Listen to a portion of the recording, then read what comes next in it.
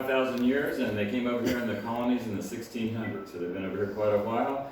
The reason I was playing it for you, if you would have been invited to a party at the Blennerhassett's 200 years ago, you'd probably hear music when you walked in the front door, and I just wanted to let you experience what that would have been like 200 years ago.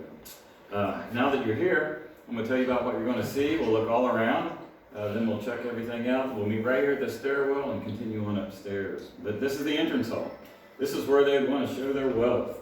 They had solid gold leaf trim on their moldings overhead and silver door hardware, just lots of things that said we are wealthy. The other rooms you're going to see down the hallway on either side is the dining room. It's set for the big meal of the day. They usually ate around 3 o'clock in the afternoon while it was still daylight. Had a table, could seat up to 14 people. People really talked about the lower drawing room over here. It's floor-to-ceiling black walnut paneling. A lot of what we know about this house, people talked about. It was in their diaries. Plus, when we dug out the foundation and found artifacts in the foundation, that verified a lot of what people talked about. If you had a smaller group, we had an east parlor and a west parlor, and they're connected by a double-sided fireplace. You can see the west parlor down the hallway right here. There is some furniture you want to look for.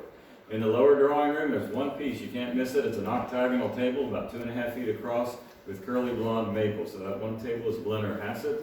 Down in the west parlor is Margaret and Harmon's pianoforte. It's not a modern piano, but it is a real piano that made around 1795 that they owned. And 3 pieces made out of alabaster.